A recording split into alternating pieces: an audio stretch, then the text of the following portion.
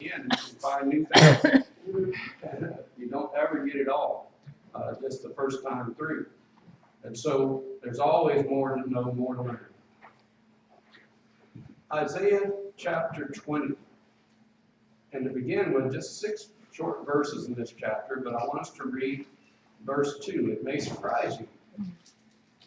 We're talking tonight about the humiliated prophet. Isaiah chapter 20 and verse 2. At the same time spake the Lord by Isaiah son of Amos, saying, Go and loose the sackcloth from off thy loins, and put off thy shoe from thy foot. And he did so, walking naked and barefoot. Can you imagine how humiliated Isaiah must have been at that time? We're going to take a look at it, see what we can learn this evening. Father, thank you for your word. Pray that you'd help us to come to it with the right attitude, the right spirit of heart. And Lord, cause us to be open to your teaching and give us the understanding we need. Guide us by your Spirit into all truth and help us see the practical application for our lives. We ask in Jesus' name. Amen. A few things that we need to talk about before we get into these 6 short verses. One, God reigns in the affairs of men. God governs the affairs of earth. He directs what happens. He gives us a free will. We make our own choices, no doubt about that. But he is still in control in all situations, even when it's not to our liking. Another thing we need to understand is when we read the Bible, this is not this book. These books are not a collection of fairy tales. They're not a book of mythology. These are real stories that happen to real people. It's historically accurate, and that's been proven over and over and over again. So these are real experiences. So you can relate to some of these experiences because they're things that happened in real life. 1 Corinthians chapter 10, verses 11 and 12, Paul writes this, and listen carefully. Now all these things happened unto them for ensamples, and they are written for our admonition, upon whom the ends of the world are come. Wherefore, let him that thinketh he standeth take heed lest he fall. Now, several things Paul is telling us there. Number one, he's telling us that the things that we read about in the Scriptures, the stories we read about in the Scriptures, happen to real people, but they're given to us for examples. To see how God works. How God worked in the life and the history of the nation of Israel is how God works in the life and of individuals. In your life and in mine. And then for our admonition. What is admonition? Admonition is after we've been reproved and rebuked, shown where we were wrong. Admonition is teaching us how to be right. And so they're written for our admonition, upon whom the world, into the world are come. What does that mean? We're the people in the last time. Now, folks have been saying to me, I don't see how things can go on much longer. And honestly, I can't argue with that. But much longer is a relative term. Much longer than what? I remember people in the 60s and 70s saying, can't last much longer. And here we are, much longer. So how much longer is it going to be? I do not know. But again, Paul says, wherefore let him that thinketh he standeth take heed lest he fall. When we look at things that are going on, sometimes you read about somebody who did something wrong and they got arrested, got caught, had to pay for their crime, and yeah, serves them right, boy, they ought to get it. Let him that thinketh he standeth take heed lest he fall. Some years ago, I sat across the lunch table with another pastor, a brother whom I love dearly, and he brought up the name of a third pastor who was not to be at the table. You understand how those situations work, don't you? Talk about the person who's not there. And this third pastor who was not at the table had done something very wrong. And he had been caught, and he'd lost his ministry, and he disgraced his church. And the pastor across the table from me said, I'm mad at him, aren't you? I said, why are you mad at him? He said, well, he hurt the cause of Christ, and he did. There's no question about that. I'm not defending wrong. Don't misunderstand me. He said he hurt the cause of Christ, and he hurt that church. That's all very true. He said, so doesn't that make you mad? I said, I'll tell you what it makes me think of. It makes me think of 1 Corinthians 10, verse 12. Wherefore, let him that thinketh he standeth take heed lest he fall. Don't rejoice in the downfall of somebody else. Now, I'm not saying this to pick on anybody. I understand. That pastor sat across the table from me and said those things is no longer in the ministry. Let him that thinketh he standeth take heed lest he fall. I'm not saying I'm better than either one of those other guys. They say, you did what they did. That's not saying that either, folks. But what I'm saying is, we can look at other people and we're all subject to fault and we're all subject to failure. Every one of us. And it's a point of pride to think that, no, they did that, I can't do that. Be careful. Be careful. So Isaiah is given a mission. Let's go back, if you will, whole chapter 20, go back to chapter 6. I want you to look at something. Isaiah chapter 6 and verse 1.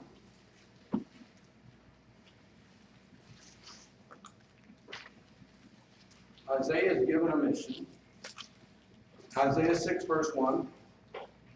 In the year that King Uzziah died, I saw also the Lord sitting upon a throne high and lifted up, and his train filled the temple. Above it stood the seraphim. Each one had 6 wings. With twain he covered his face, with twain he covered his feet, with twain he did fly. Now can you imagine? Can you imagine having a vision of the throne of God? That in and of itself must overwhelm you, overpower you, and it did. Verse 3, and this is where we get that great hymn. One cried unto another and said, Holy, holy, holy is the Lord of hosts. The whole earth is full of his glory. And the post of the door moved at the voice of him that cried, and the house was filled with smoke. So Isaiah sat there and he said, isn't that cool? No, he didn't. No, he didn't. Verse 5, then said I, woe is me, for I am undone, because I'm a man of unclean lips, and I dwell in the midst of a people of unclean lips. For mine eyes have seen the King, the Lord of hosts. Now here's the thing you got to understand there. Isaiah has a vision like nobody else had of seeing God on his throne. Now what's Isaiah's reaction? Woe is me. I am undone. I'm a man of unclean lips. I dwell in the midst of a people of unclean lips. You know what he's saying? I'm overwhelmed by my own sin. When sinful man comes face to face with the holiness of God, he is always overwhelmed with his own sin. When Peter was on the boat with Jesus and realized who Jesus was, you know what Peter's reaction was? Depart from me, O Lord, for I am a sinful man.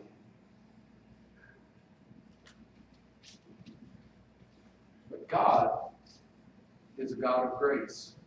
Look at verse 6.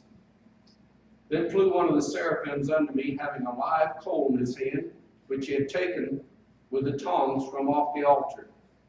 And he laid it upon my mouth, and said, Lo, this hath touched thy lips, and thine iniquity is taken away, and thy sin is purged. God cleanses us from our sin. And then he commissioned Isaiah, verse 8. Also I heard the voice of the Lord saying, Whom shall I send? And who will go for us? Then said I, Here am I, send me. And he said, Go, and tell this people, Hear ye indeed, but understand not. See ye indeed, perceive not. Make the heart of this people fat, and make their ears heavy.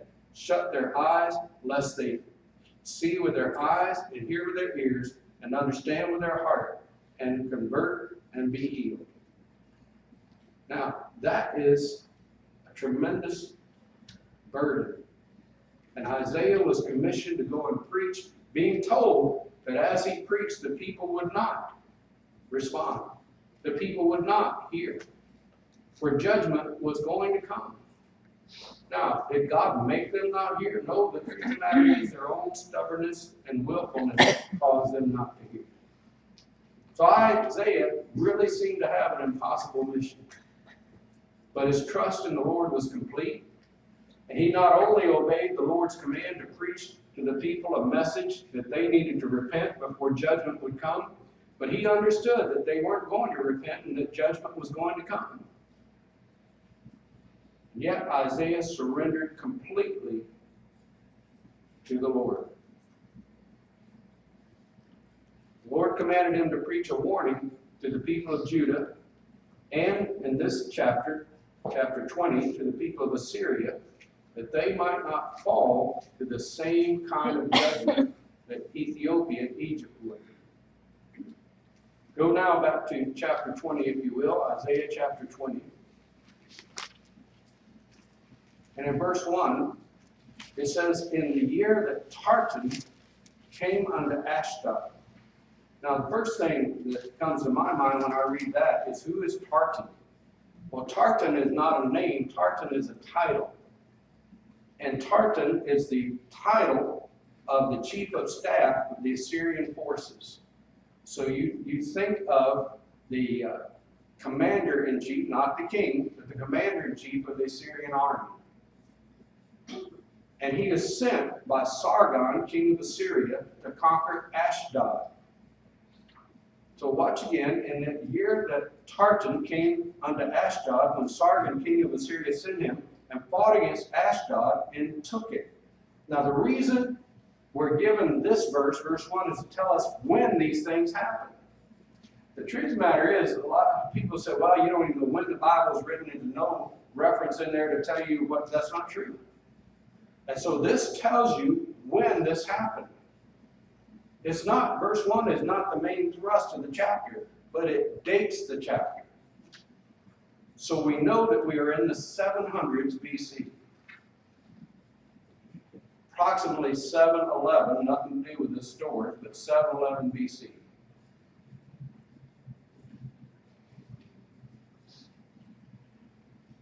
Now, Ashdod is one of the 5 cities of the Philistines. And the reason King Sargon sent the Tartan down to assault and destroy Ashdod was they weren't paying their tribute to the king of Assyria. They weren't paying their taxes. And so the army was sent there to punish them for not paying their taxes. Now, while that's going on, the rest of the events in this chapter take place.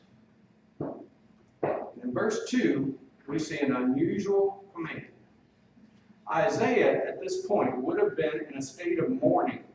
Mourning for the people, his own people, who would hear God's word, but would not repent. So, at the same time, verse 2, what same time? The same time as Tartan is assaulting Ashdod, at the same time, spake the Lord by Isaiah the son of Amos, saying, go and loose the sackcloth from off thy loins, put off thy shoe from thy foot. And he did so, walking naked and barefoot. Now second thing you're going to ask yourself, or at least second thing I would ask myself, why would God do that to his faithful servant? Victor Buxbaum was the founder of the Friends of Israel Gospel Ministry. He wrote a wonderful commentary on Isaiah, and I've been using it, not only it, I use other sources as well. It's one of the sources I've been using in this study. And he wrote this regarding verse 2. He said it was usual for mourners to wear under the sackcloth some sort of shirt, so that stripping oneself of the sackcloth did not mean complete nakedness, but only comparatively speaking.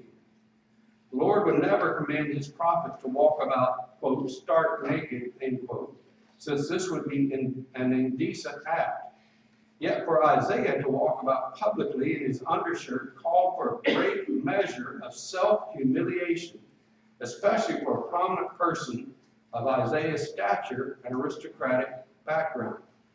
Isaiah's nakedness was to be a sign and wonder. It is symbolic it is a symbolic act of what the Lord had purposed for Egypt and Ethiopia, defeat and extreme humiliation. Can you imagine having to walk around barefoot and in your underwear? Nobody would want to do that. Nobody in their right mind would want to do that. Nobody would, and imagine not only having to do that, imagine you're the preacher. And you're the preacher who everybody knows, and everybody knows you're the preacher. And you walk around in your underwear still trying to preach. Now, don't you imagine that as Isaiah did that, he delivered his message, people said, look at Isaiah, look how dedicated he is, look how faithful. No, they probably didn't. First thing they probably did is look at him and said, what in the world's wrong with him? Has that man lost his mind? And then maybe some of them kind of look at him and you see him? You see him? Can you imagine how humiliated and embarrassed Isaiah must be? And yet, we don't ever read that Isaiah became bitter. We don't ever read that Isaiah lashed out in anger. We don't ever read that Isaiah got rebellious. But a lot of times when we are humiliated, those are our responses. We get angry. We get rebellious. We lash out. First of all, we lash out at those who have humiliated us. But what do you do when you're humiliated? Your humiliation comes from God. What are you going to do then? You're going to lash out at God. You say, well, wouldn't you get upset and angry? I would, but I'm not Isaiah.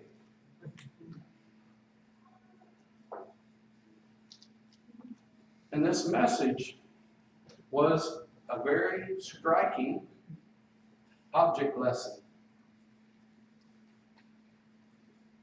So in verse 3, we read, and the Lord said, like as my servant Isaiah walked naked. Now, are you ready for this? And barefoot, 3 years. That would be embarrassing for me to do for 3 minutes. He did it for 3 years. Why? God is sending a drastic message to a people who drastically need to hear it. And he's making an impression upon them.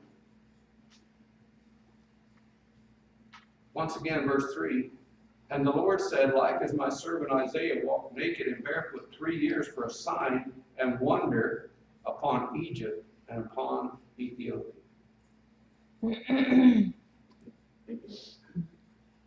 see, the message was that Sargon would totally humiliate Ethiopia and Egypt.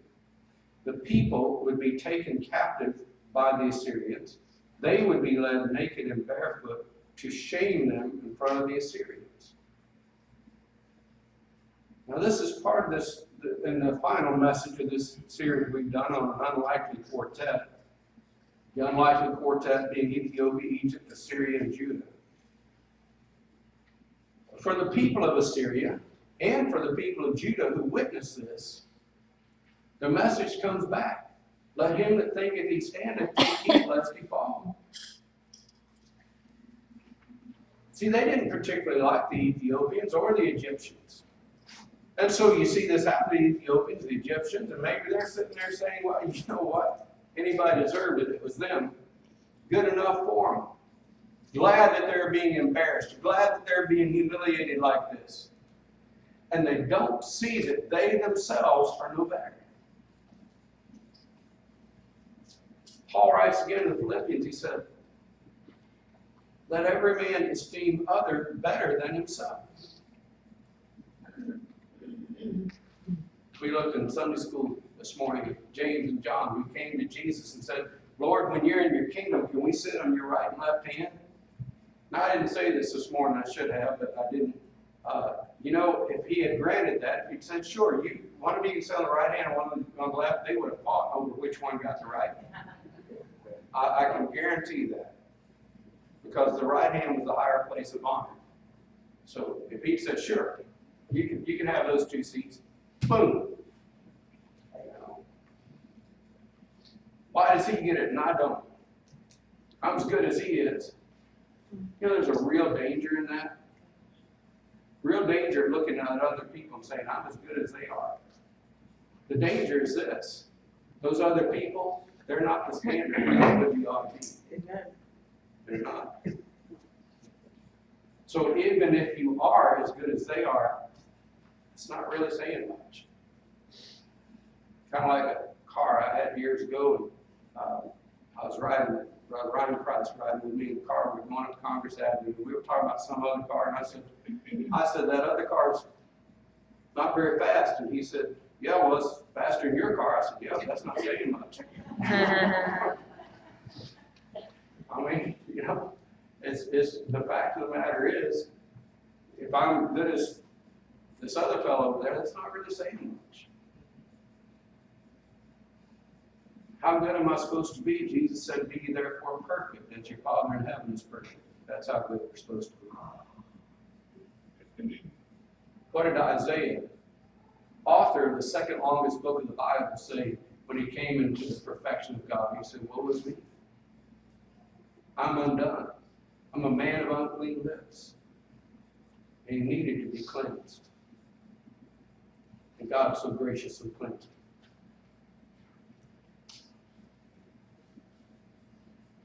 Now, what had happened was this. The Assyrians were on the attack. They're building an empire. Verse 4, so shall the king of Assyria lead away the Egyptian prisoners and the Ethiopian captives, young and old, naked and barefoot, even with their buttocks uncovered, to the shame of Egypt. You see, the Egyptians knew that the Assyrians were getting ready to attack. The Ethiopians, as we saw in a previous message, had moved up to Egypt, and they had formed a league, an alliance, and they said, together, with the Ethiopians leading the way and the wealth of the Egyptians, we will stand against the Assyrians. And they didn't. They didn't. You see, the Ethiopian army had trusted in its might. The Egyptians had trusted in their wealth, and they thought together that would provide the means, but the Assyrian army proved too much for them. They would be defeated, they would be afraid, they would be ashamed, humiliated in front of their neighbors, humiliated before the Assyrians, humiliated in front of Judah. The Assyrians would be victorious. Verse 5, and they shall be afraid and ashamed of Ethiopia, their expectation, and of Egypt, their glory. Everybody expected Ethiopia to stand strong and prevail. Everybody expected Egypt to maintain its glory. Neither one happened.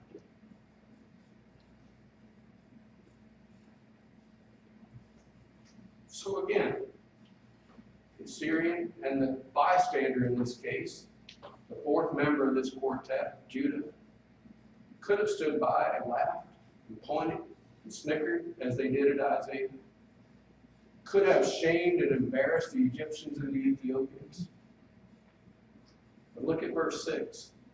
The inhabitant of this isle shall say in that day, behold, such is our expectation, whether we flee for help to be delivered from the king of Assyria, and how shall we escape? You know what they came to realize? Hey, the Ethiopians and the Egyptians couldn't stand up. How are we?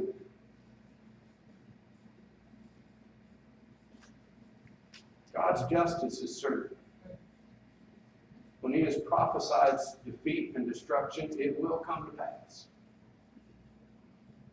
Isaiah's humility was great, but that teaches us many things. Number one, and this may be the hardest lesson of this whole message tonight. Isaiah had no struggle in completely surrendering to his Lord's call. When God told him to do that which cost him dearly, when God told him to do that which embarrassed him beyond imagination. He didn't argue. He didn't struggle. He didn't rebel. He just obeyed. We sing that beautiful hymn, I surrender all, but you know what Isaiah did? He surrendered all.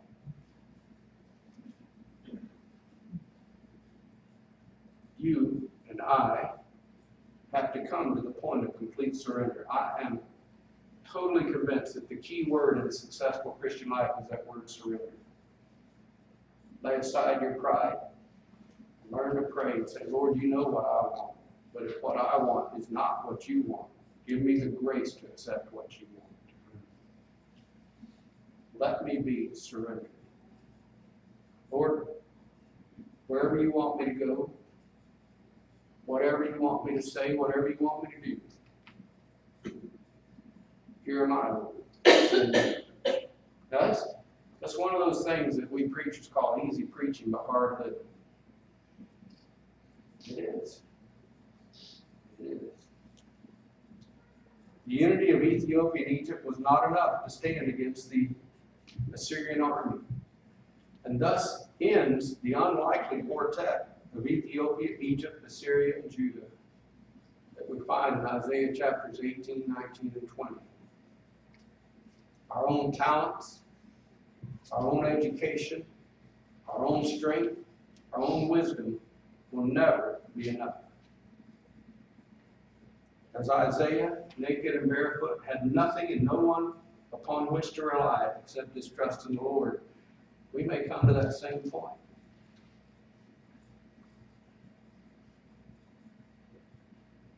I don't know everybody's story here. I know a little bit about each person here, but I certainly do not know everything, not by a long shot. I know some of you have gone through some hard times. I know some of you have gone through some struggles you may be right now. But even though that's true, the fact of the matter is, I don't think you and I have paid the price that some people have paid. I don't think our road has been as hard. People I've heard of, not people I know personally, but people I've heard of recently who have gone through years and even decades of hardship and struggle have had even worse things happen to them. And I'll be honest with you, I came to the point when I heard the news and I said, Lord, haven't they had enough? Haven't they had enough? That's not for me to say. We started out this evening. We said we have to understand that these are real stories that happen to real people. We also have to understand that God reigns in the affairs of men. And we trust Him. So I've heard people, and I don't criticize those folks. I know that their burden is heavy. I know that sometimes there doesn't seem to be a light at the end of the tunnel for them. But I've heard people say, if one more person quotes Romans 8:28 to me, I think I'll scream. You know what? Maybe I ought to take a fresh look at that. Because the verse says we know that all things work together for good. Here's what it doesn't say. It doesn't say all things are good. It doesn't say everything that happens to you is going to be good. There is no such promise anywhere in the Bible. That everything that happens to you is going to be good.